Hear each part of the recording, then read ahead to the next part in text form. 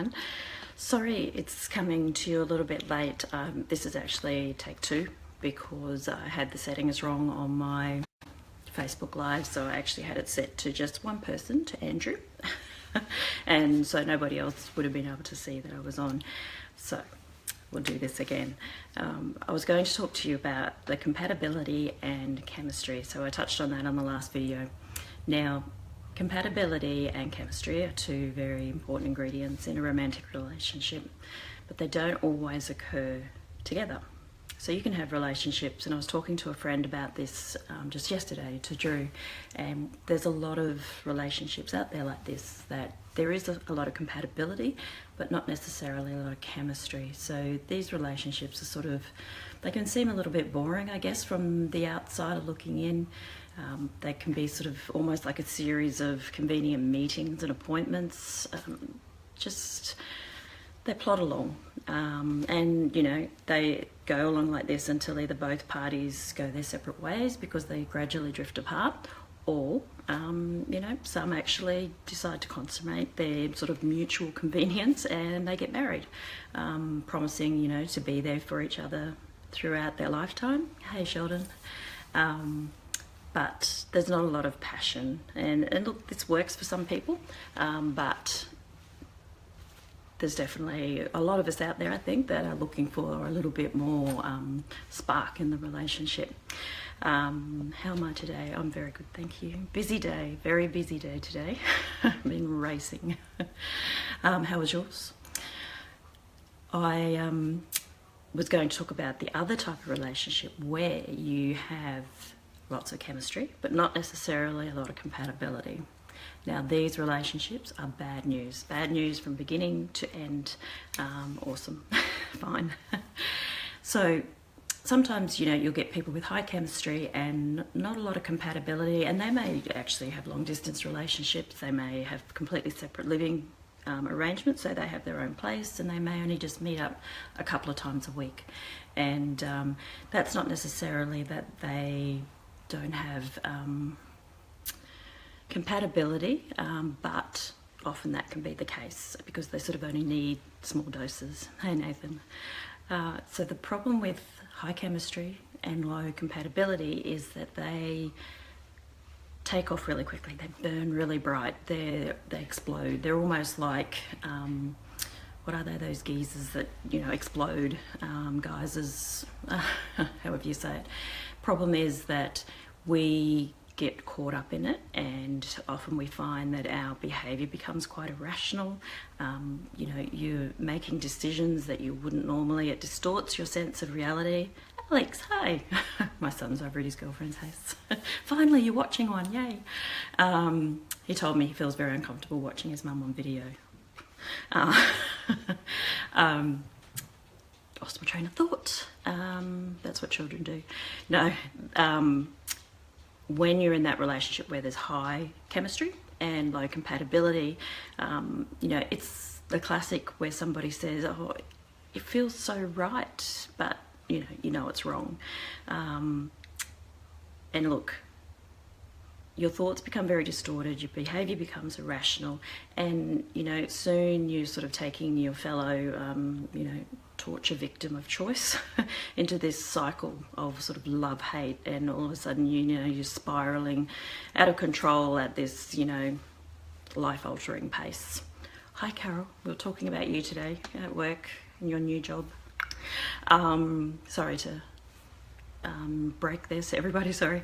So classic example of people who are in these relationships where it is high chemistry and low compatibility is they'll make statements like, you know, look, I don't care if he's married to a felon, you know, it's meant to be. Or a fellow might say, look, I know she tricked me by saying she was pregnant to get me to propose to her, but you know, it might be fate. Or classic one of, look, I know she doesn't treat me well and she just uses me, but look, the sex is off the charts, so you know, you can't deny the chemistry. So these sort of statements are classic high chemistry, low compatibility, and bad news, really, really bad news. all logic seems to go out the window, and all your friends sit by and scratch their head as to what on earth is this person thinking. And of course your friends are in that difficult predicament of like, do they step in and do they say to you, this is mad, you're not making sense, and try to talk reason to you. And then of course there's backlash, and or they could stand by and just watch you spiral helplessly and deluded out of control, into this sort of tornado of love. Hi Ivan, hi Daniel. The problem is you get into these relationships and they're traps. They're like a sand trap. So once you're in them, getting out of them is easier said than done. Because what happens is, because they burn so brightly, because the chemistry's there, it's like the heart saying yes, but the head says no. And of course then your head's sort of thinking like, what the?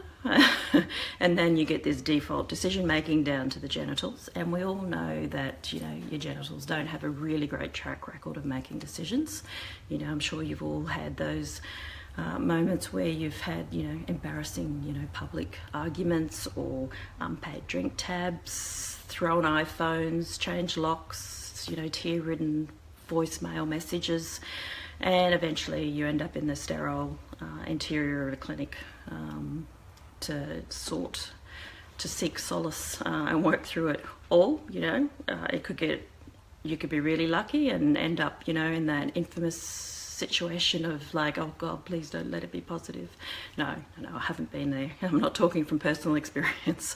But look, the fallout from these relationships can be vicious, and the problem is, because they are so thrilling, it's high intensity, high emotion, people get drawn into it because it almost mimics a little bit of like what we see in the movies, that it's almost like this unrequited love that, regardless of the horrible circumstances, it's just meant to be. But that isn't what love is about. Unfortunately, then when things go pear-shaped and all of a sudden logic kicks in, reality smacks you in the face, and you find that you actually find this person quite offensive, then all of a sudden, we start to realise just how closely linked we are to animals with some of the behaviour that you may have experienced yourself or heard of.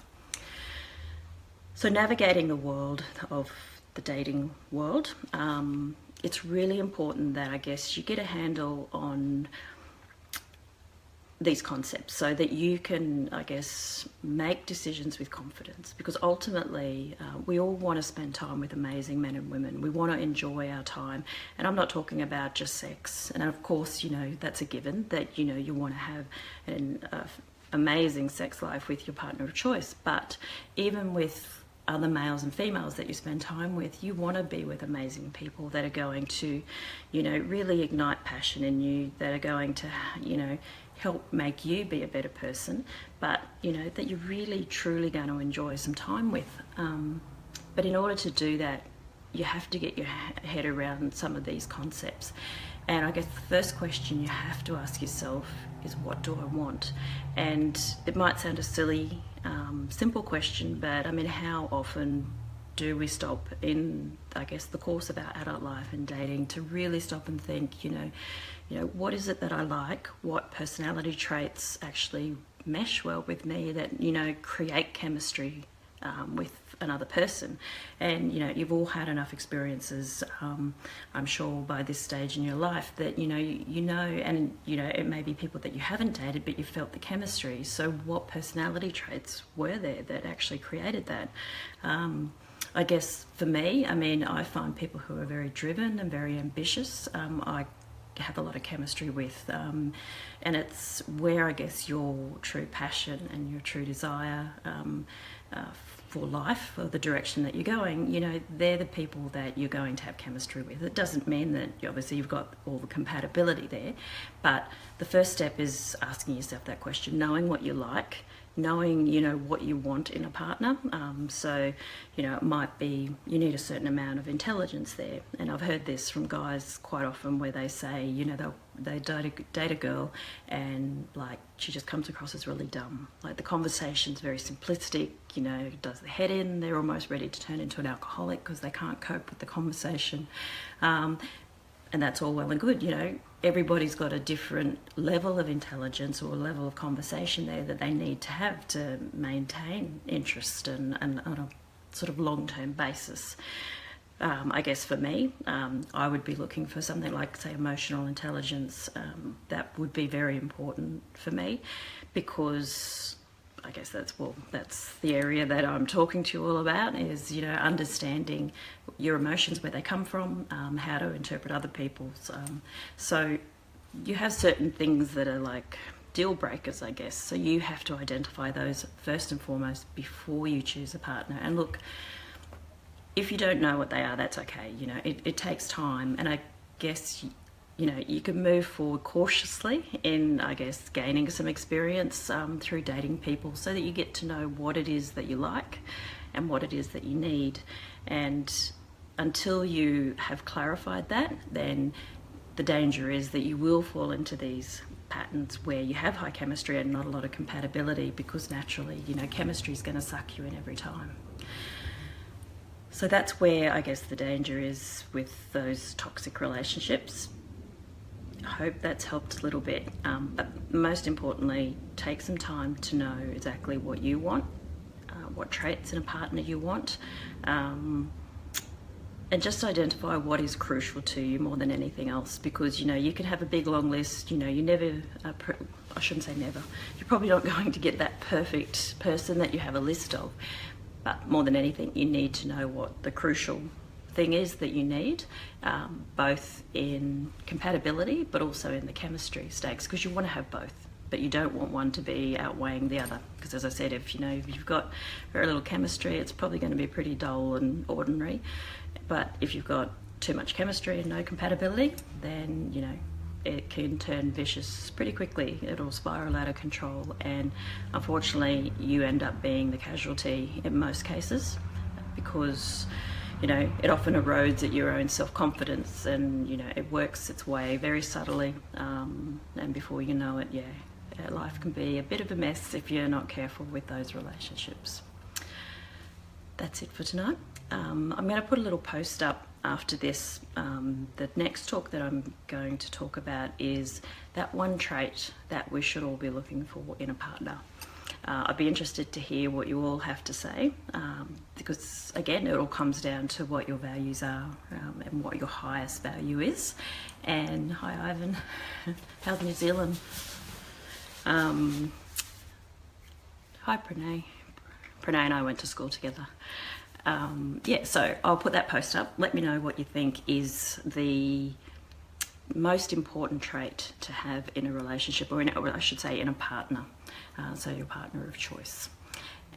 Thanks again for joining me, and if you like it, share it out, and I look forward to seeing you all in a couple of nights' time. Okay, bye.